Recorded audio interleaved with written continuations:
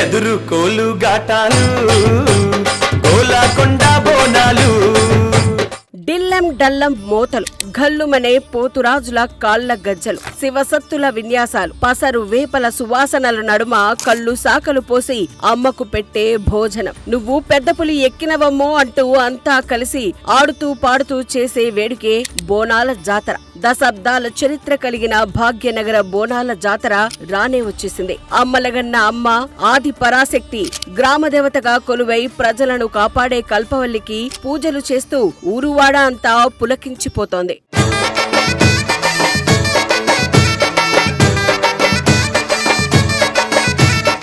భాగ్యనగరంలో ప్రతి ఏటా ఆషాఢ మాసంలో బోనాల సంబురాలు ఎంతో వైభవంగా జరుగుతాయి. ఆషాఢ మాసం తొలివారం నుంచి ప్రారంభమయ్యే బోనాల ఉత్సవాలు ఎంతో చారిత్రాత్మకమైన గోల్కొండ కోటలో ఒక రాతి గుహలో నెలకొన్న శ్రీ మహంకాళీదేవి ఆలయం నుంచే మొదలవుతాయి. ఈ అమ్మవారికి తొలి బోనం సమర్పించడంతో భాగ్యనగరంలో ఆషాఢ బోనాల ఉత్సవాలు షురు అవుతాయి. కోరిన కోరికలు నెరవేర్చే శక్తి స్వరూపినిగా పూజలు అందుకుంటున్న మహంకాళి అమ్మవారికి బోనం పెడితే ఏడాదంతా సుఖ సంతోషాలతో ఆయురారోగ్యాలతో ఉంటారని భక్తుల విశ్వాసం. గోల్కొండ అమ్మవారికి తొలి బోనం ఎత్తిన తర్వాతే భాగ్యనగరంలోని మిగతా ఆలయాల్లో బోనాల పండుగ మొదలవుతుంది.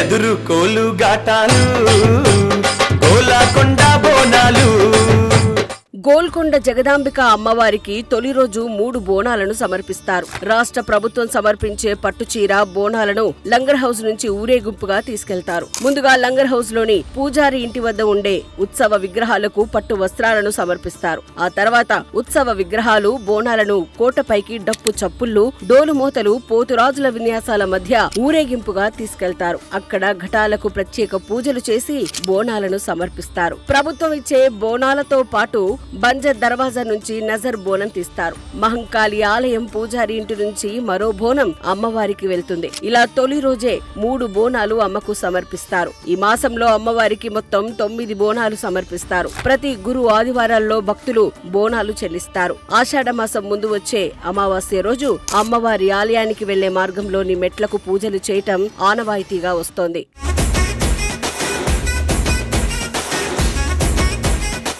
గోల్కొండ బోనాలకు 1000 ఏళ్ల చరిత్ర ఉంది. ఈ అమ్మవారికి బోనం సమర్పించడం వెనుక ఎన్నో కథలు ప్రచారంలో ఉన్నాయి. హైదరాబాద్ నగరం ఏర్పడక ముందు ఈ ప్రాంతంలో రామ్దేవ్ రావు అనే పశువుల కాపరి పశువులు కాస్తూ ఉండగా అమ్మవారి విగ్రహం దొరికిందట.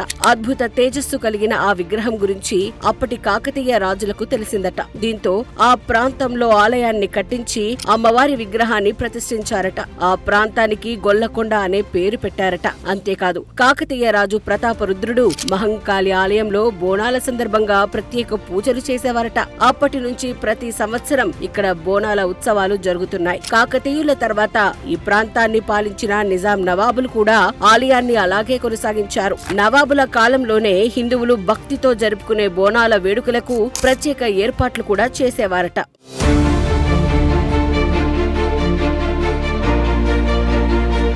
గోల్కొండ బోనాల వెనుక ఎన్నో కథలు ప్రచారంలో ఉన్నాయి. హైదరాబాద్ నగరాన్ని నిజాం నవాబులు పాలిస్తున్న సమయంలో ప్లేగు వ్యాధి సోకి ఎంతో మంది చనిపోయారట. స్థానికంగా ఉండే ఓ వ్యక్తి కలలోకి మహంకాళి అమ్మవారు వచ్చి తనకు బోనాలు సమర్పిస్తే ప్లేగు వ్యాధి తగ్గిపోతుందని చెప్పిందట. ఆ వ్యక్తి ఈ విషయాన్ని ఇరుగు పొరుగు వారికి చెప్పడంతో అంతా కలిసి గోల్కొండ మహంకాళి అమ్మవారికి బోనాలు సమర్పించారట. దాంతో కొద్ది రోజుల్లోనే ప్లేగు వ్యాధి తగ్గడంతో ప్రజలంతా ఆనందంతో ప్రతి ఏటా ఆషాఢ మాసంలో అమ్మవారికి బోనాలు సమర్పించే సంప్రదాయం ఆనవాయితీగా కొనసాగిస్తున్నారట.